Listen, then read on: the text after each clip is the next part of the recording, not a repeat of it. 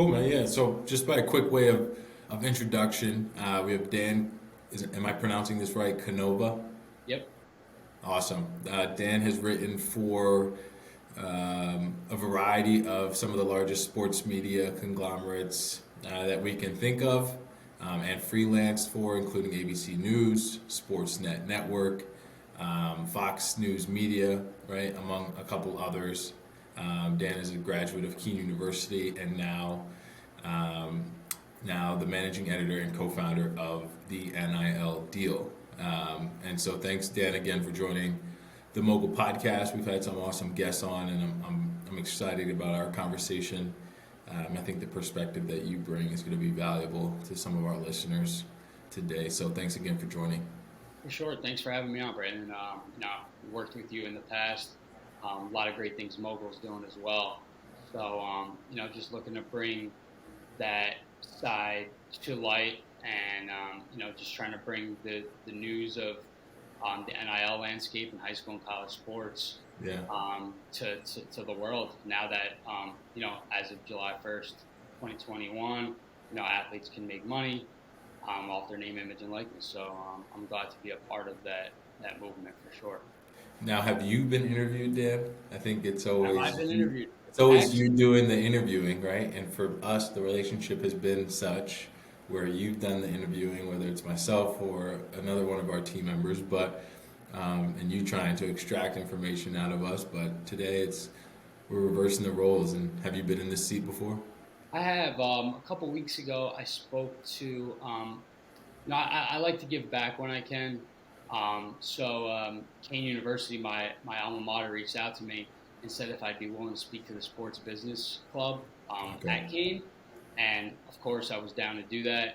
Same kind of thing. We were on a Zoom call, and everything went great. A bunch of kids asking me my perspective on NIL, and just talking about it in general, and just my previous experiences and things of that nature. So it was a lot of fun. I'm always glad to do this because you know all that I hope for is for someone, even if it's one person that can take something from my experiences and what they're going through now, and if I can help at least one person, if it's just one person tuning into this, Mhm. that's all you can ask for, and hopefully help others out. That's what I'm all about because I wouldn't have been able to get to where I'm at without the help of others. So if I Yeah. can give back and pay it forward in certain ways, I'm always down for that. Yeah, awesome. And just so the people know, like I do want to get into kind of the entrepreneurial story, right? You've obviously are creating a new product here, Dan, and obviously we want to talk about name, image, and likeness, your perspective as being someone on the publication side and writing these stories, um, and then obviously your background. I think that's where we can start, if you don't mind, just kind of helping us drawing a picture of how you got here today.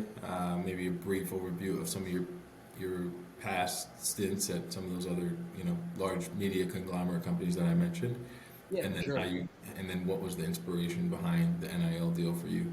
Yeah, for sure. So I'm first generation American. My dad was born in Italy. My mom born in England. They both came here at a young age with nothing. I have two brothers, two younger brothers, who I look up to in a lot of ways, and I'm sure they feel the same way about me.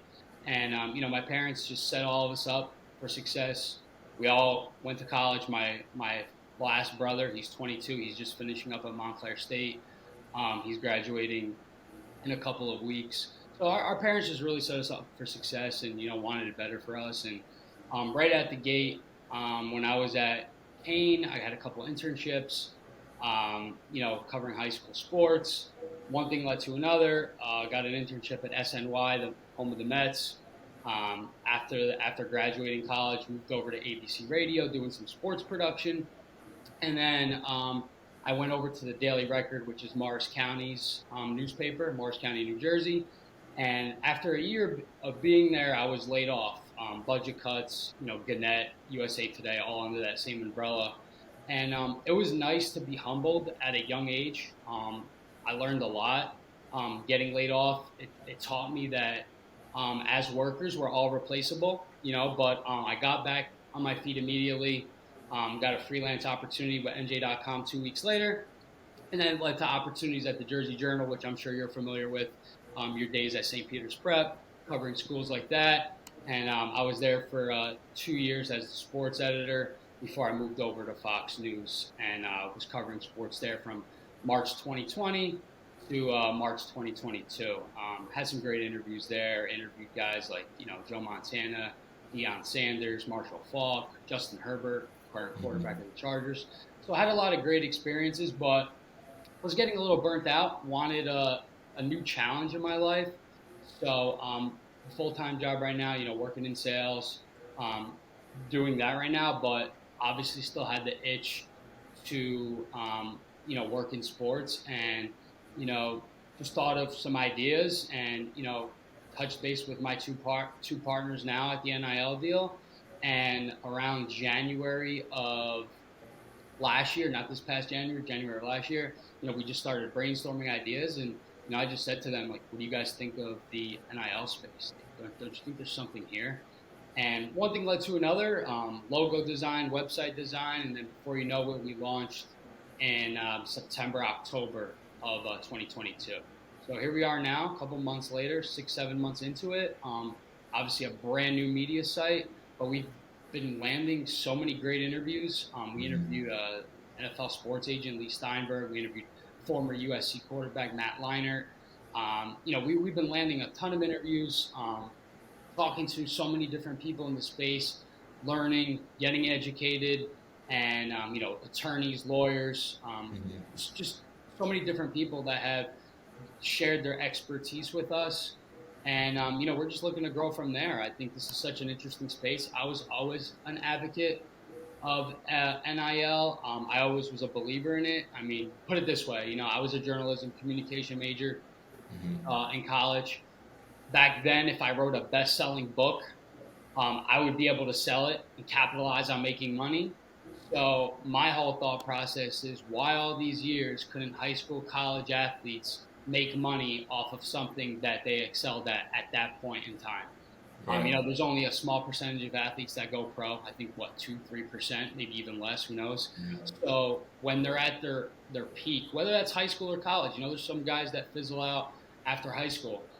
Why can't they take advantage of that opportunity, meet connections? And I think that's the most important thing, is just, networking. And, like I said, not everyone goes pro. So what are you doing to set yourself up for success after you're done playing? So I think this is going to open so many doors for athletes. I was an athlete myself. I played baseball all throughout high school. I started at a young age, and then I just stopped playing at college. And I think sports, and as well, teaches so much, about working together, camaraderie, that brotherhood or sisterhood. I just think it offers so much, and I think there's so many things that translate into the real world from sports. So, I think this is a great thing for college and high school. I think there's some things that probably need to be worked out, like little things, but I'm not one to touch on that. I think that's more of the decision makers and, legislation or whatever they decide in our country or state by state basis. Yeah. But just as a fan of sports and a fan of high school and college sports and obviously pro sports as well, I'm definitely a believer in NIL, and I think these kids should definitely be making money. Absolutely. Cool. Yeah, I want to get into that part where you're talking about all the interviews that you guys have been able to, and fortunate to land. But I think before we get into that, I think, a lot of the college athletes and people who are listening to this may have inspiration to become a journalist, right? Or become a broadcaster in some sense, right? And I think it's a competitive industry from my understanding. And so, what advice would you give to someone who's in college early on? I think having the opportunity to start writing about a new space is awesome, right? And it's a way into sports. So, you're kind of more experienced. You've had prior work experience, right? But someone who's in college and wanting to get into whether it's sports writing or whatever it may be, what type of advice do you have for them? It's a great question. For me, when I started off, I definitely wrote for free in the beginning, just to get my feet wet and show that I was capable and willing to learn and network. To me, I think by far the biggest thing in any industry, especially our industry, is networking, building those connections. And I think now it's easier now than ever to do it. I mean, with Twitter and LinkedIn and all these media sites where we have access to athletes and people that we never had access to before. Before social media, we weren't able to directly DM someone on a on a Twitter or LinkedIn and hope that they get back to you. I mean, so many times that's worked for me. I mean, it worked with I didn't think Patrick Mahomes' agent would be willing to speak to us, and just shot a LinkedIn DM to Lee Steinberg. His representative, one of his people reached back out and said Lee would love to do an interview, and I just think it's you know a big thing for me is not being afraid to hear no. That's life. You know what I mean? I was always a believer. Life is too short to not try new things. And I think failure is so important for growth in life as well. Great motto. You miss 100% of the shots you don't take. So I just always had that mindset. If I didn't try reaching out to certain athletes or people in the industry and build those connections and network, and you just don't know. So to me, I'm okay with failing. I'm okay with being told no, because that's ultimately what's going to lead you to the next door to open. So that's the best advice that I could give to young people coming up is, don't be afraid. Don't have that ego. Don't be afraid. Just don't be afraid of hearing no, because I've submitted my resume many times to different media outlets when I was coming up and didn't even get responses and things like that. And I still feel like I have a long way to go. There's so many things in my life that I want to accomplish and things of that nature. So, I think just not being afraid to hear no. That's the best piece of advice I could give to some young journalist or anyone in any industry coming up. If they want to work for you at MOGL, reach out to Brandon Wimbush. You never know. Yeah. No, that's important. I think for us, it's more on the when we're out raising capital, and you got to have 100 conversations for every 2 yeses, right? And hear 100 no's for every 2 yeses. So it's definitely something that we've become accustomed to, and I've gotten personally better at.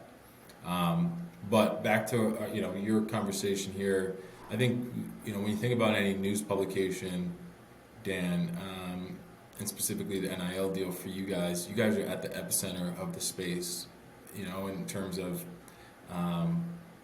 the aggregation of information, right? Whether it's inbound or outbound, you guys are receiving and then deploying all this information for folks to read and for folks to educate themselves. And so there should be good traction, because we're only 2.5 years into the space, right? So for you, how do you, what's your overall view of the space, understanding, again, the different points of views coming in from agents, coming in from athletes, coming in from universities, getting information from the federal government, getting information from the governing body, NCAA. What is your overall takeaway from name, image, and likeness after these 2.5 years? I know you've only been writing about it for maybe almost a year now, but how would you if someone had no idea what name, image, and likeness was, where would you say it was today? So in an interview we did with former All-American Adam Brenneman, he's a part of Mercury. We did a great Q&A with him in the very beginning. He said something that really stuck out to me, specifically on the athlete side of things. He said, I think what athletes don't realize is that they're probably never again going to be as relevant as they are at this very moment. And, when you're a Division I athlete, 5-star recruit, he said that this is the best time to start building a brand, and doing all of those kind of things. So I just seeing those aspects of things, and, we talk about financial literacy, and how many pro athletes, have gone bankrupt over the years. Maybe if our institutions, in our country, emphasize more the importance of financial literacy, let's face it, in college, I don't know about you. I know you went to Notre Dame and UCF, was it right, Brandon? Yep. maybe if these institutions in our country, emphasized a little bit more about financial literacy, and we got rid of those general education courses that we forget about once the semester's over. Yeah. I think we need to do a lot more to prepare our young folks, our young kids coming up, um, you know, about finances, because that's something that carries with us the rest of our life. Yeah. Luckily for me, I always had parents who always told me to save money when I was younger. So it was always instilled in me at a young age. But even for me, like I learned a lot more about investing and financial literacy after college. And you see our society as a whole, the way it's structured.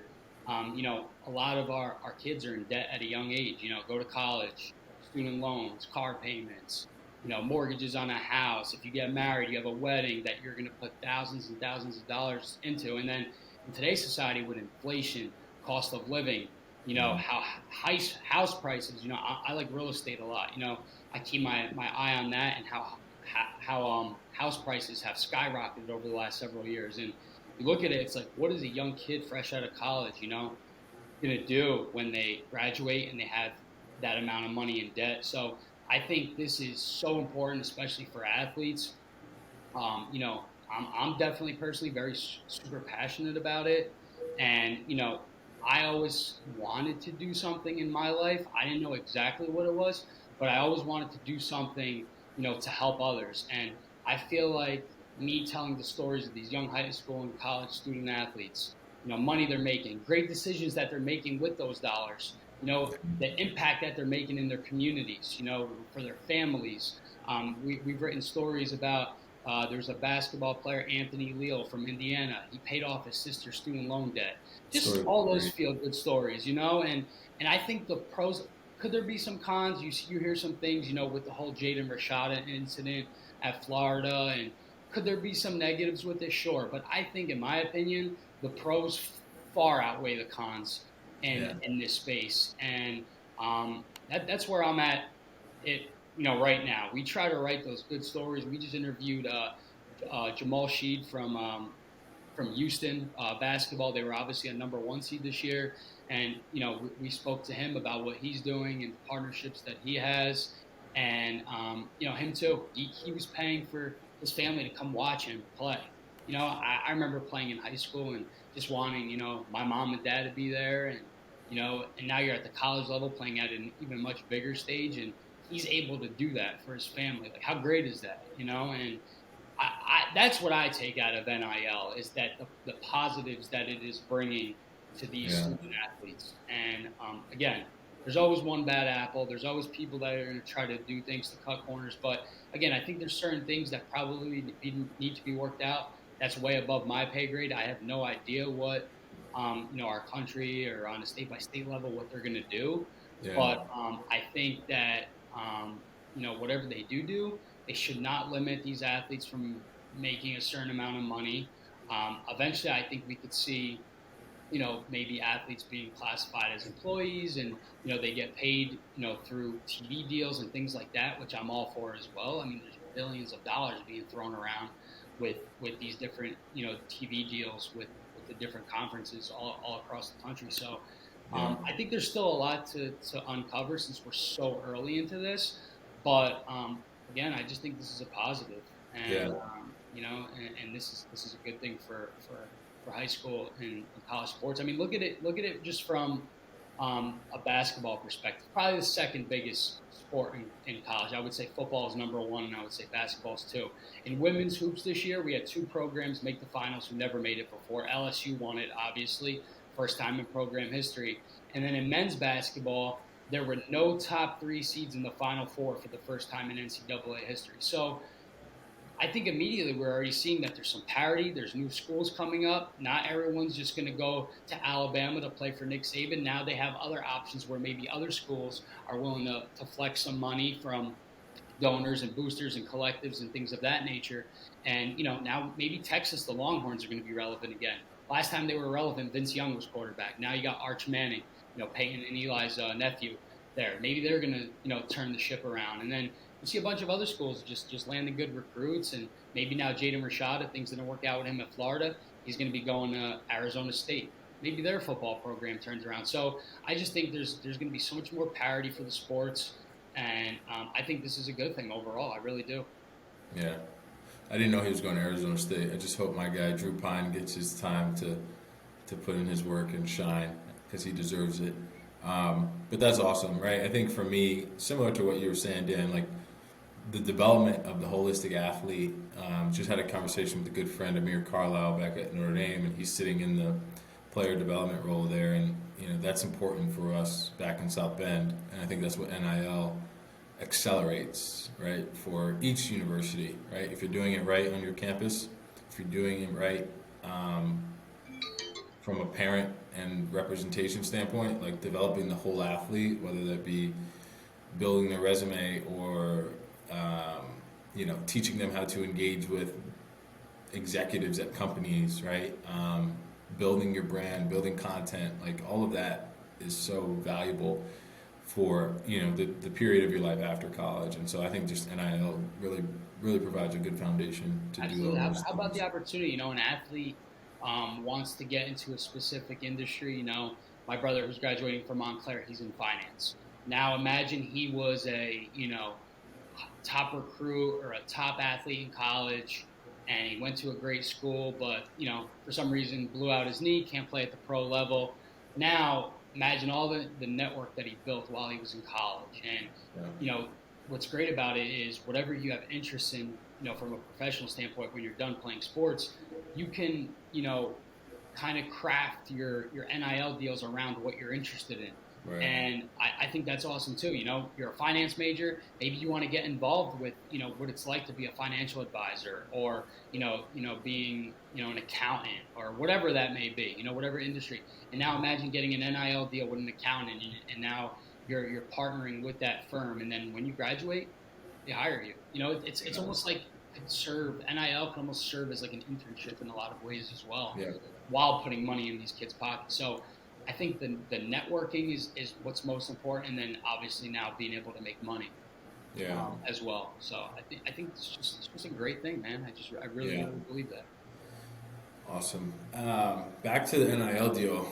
I want to be respectful of your time. I know you're on lunch break here, but as far as kind of the space that you're in goes, in covering NIL, there's only so many stories to tell. How do you guys differentiate yourselves from some of the other publications in the space? And how does two-part question? And how does one who's in your seat um, draw a reality or a real picture of NIL and not just the Bryce Youngs and the Libby Dunns and the Cavender twins of the world, right? Although those are the stories that are going to draw eyes, obviously, but how do we create the realistic view of NIL, right? And how it's servicing the other 99% of athletes. For sure. So first part of your question, obviously being able to differentiate from other media outlets covering. Obviously, we're so new, and we have a team of 7, 8-ish freelance writers that also have full time jobs, and are writing for us on the side. And again, we're still making those connections in the industry, and it is working for us. It's going well. We're getting in the beginning. Obviously, we were just starting off, but now we get press releases directly to our inbox. Things are going well with building those connections. So I think it's just important that we just continue to find those interesting human interest stories. You're going to have the generic day-to-day stories. I think the stories that have a short shelf life are the ones where it's like, all right, Brandon Wimbush signs an NIL deal with Reebok. Okay, it's great, kudos to you, great deal, but we want to know more about everyone out there, everyone in the world, especially these high school and college kids. They have a story to tell. How did they get to where they're at? I want to know what they're doing. We want to know at the NIL deal. We want to know what they're doing with that money. Why they decided to partner with these specific companies. We want to dive deeper into it, and I think getting great sources, and then these athletes being able to tell their stories. And I think it's just a great way that they're going to influence each other, from a competitive standpoint as well. You're a quarterback at Alabama, you see what the quarterback at Clemson's doing. and you want to get on that level, and and again, everyone has a story to tell. So I think that's what's going to be key for our growth and our success is just Hmm. continuing to tell those stories, and not just the same generic stories about he or she signs an NIL deal with this company, but diving deeper. We have so many great colleges and institutions in our country, and then each of those institutions has athletes in different sports, and men's sports, women's sports. So I think just being able to tell those stories, that's what's going to be crucial to our success as we continue to grow. And the second part of your question, yeah, of course, like the ones that are going to drive numbers are everyone wants to know what the Cavender twins are doing, and everyone wants to know what Bryce Young was doing when he was still at Hmm. Alabama and things of that nature. But as I just mentioned, the things that you guys have done in MOGL, partnering with some Division II and Division III schools, because again, there's stories to be told out there. I thought the deal that you guys did with Rhodes College, I thought that was awesome. And just giving these athletes, whether you don't have to be a Division I athlete. We did a great story on our website. His name's John Seaton. He goes to Elon University. He has, I think, over 1 million followers on TikTok. He's a lineman, so he embraces himself as being a big dude. And he just has fantastic content. We wrote a fantastic story on him. It did well. And, Elon University isn't Alabama, it isn't Clemson, but we were able to find that story about that one kid from that school and tell it. And it had great, it had great, views, and it did really well. And the people that were working with him, said great things about him as well. So I think it's just finding those everyone loves human interest stories. So I think that's what is going to separate us here at the NIL deal from others, is that those are the stories that we want to tell. We don't want to tell the same generic, and they're important too. We want our audience to know what athletes are getting deals, who they're getting deals with, and things like that. But we want to dive a little deeper. We don't want to scratch the surface. We want to get into the core of who these athletes are as human beings, who they are off the field, because this is what NIL is. It's who they are off the field. Right. So I think that's what's going to be important for the growth of our site for sure. Cool, man. That's great insight. And then the last question I have for you, Dan, was what does success look like for the NIL deal, right? Whether it's um, towards the end of 2023 or, you, at that point you'll be about a year in or 3 to 5 years out today. Like, what does success look like for the NIL deal? I think I know it's so cliche, and I mean you hear athletes say it all the time. And as a journalist and asking those questions, I would get annoyed when athletes would say those same cliche answers. But literally, and I really truly mean this because I have I'm an overthinker, always thinking ahead, and how don't you do that? Especially when you're trying to grow something. But literally taking one day at a time, focusing on one story at a time, attacking every story as an individual, thing, and hoping that that story could be something that propels us to the next level. So that's what we're literally trying to do here. We're focused on one day at a time. We're focused on growing the site. I don't know, I think there's so much unknown with NIL, which means there's so much unknown with our website. We don't know, but people are definitely interested in it. People are reading about it, and I think it's something that is going to. I really do think it's something that's going to continue to grow, and we want to be a part of that. We want to continue to tell those stories. Like I said earlier, I was always of the mindset I always wanted to help people in my life, and I didn't know how I wanted to help people. I didn't know if I wanted to be.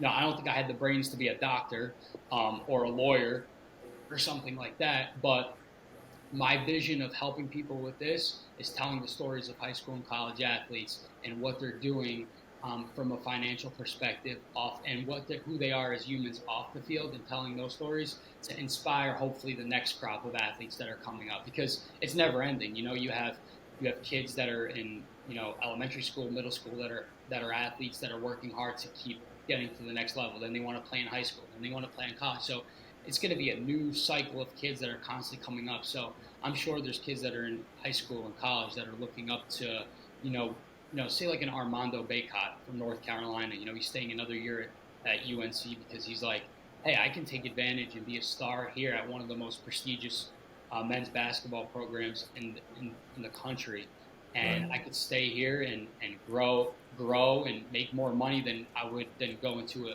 playing in a G in the G League for the NBA. So Yeah. I think just people looking up to those athletes, and I think that's what's going to continue to grow our platform as well. We just continue to tell those great stories, and I know it's cliche, but it's just literally taking one story at a time and one day at a time. And we have a fantastic team of writers with us right now. We had an intern with us this past spring semester. A great group of people, and they're doing a great job and making my life a lot easier as a managing editor and things of that nature. So everything's been really smooth. No complaints. Obviously, we're just looking to continue to grow and be at the. We want to grow with NIL. We're at the we still believe, we feel like we're at that foundation of it. So we want to continue to grow with NIL and hopefully be one of the leading media outlets for people who are interested in reading about this space. Oh, let's go to the NIL deal. They're going to have the latest information about what we want to know. Awesome, man. That's fantastic. I think that's kind of my business motto too, is taking it day by day, making sure that you show up, and whether it becomes tedious or not, just making sure that you're there to do the work that needs to get done each day. Absolutely. So keep going strong, man. I think we thank you for everything that you've covered us on and have featured us in, and we hope that we continue to bring you stories that are relevant enough to have you want to cover them. And we want to grow this relationship with you guys continue to grow together. Where can everybody find you, Dan, and the NIL deal? Our website, NIL Deal Now, NILDEAL now, NOW.com. And you can find me on Twitter, at Dan Canova, and then our Twitter page as well, at the NIL Deal, for our Twitter page. So that's what we have right now. We're obviously looking to grow on LinkedIn as well. We're also on LinkedIn. We think that's a great professional platform to connect with different, you know, different student athletes and just students in general that are interested in hearing about what their athletes are doing at their university. 'Cause they love to follow that. So those are our platforms where we're on. We're on Twitter, on LinkedIn, my personal Twitter. So definitely check out our content. Definitely shoot us a message, provide us some feedback, because we're pitch us a story. We wrote a great story about a college kid at Arizona State who got into the NIL space, and he's kind of serving as an agent for a couple athletes at Arizona State. And we told that story, and we thought it was something interesting. And he reached out to me on LinkedIn. I said, pitch me your story, and I liked it, and we wrote it. So so we're definitely always looking to tell new stories, and all universities across the country. We're not trying to play favorites or anything like that, because we really truly think everyone has a great story to tell. Absolutely. Awesome, Dan. Well, thanks again so much for joining. We look forward to releasing this content as well, and continue growing together, man. Thanks again.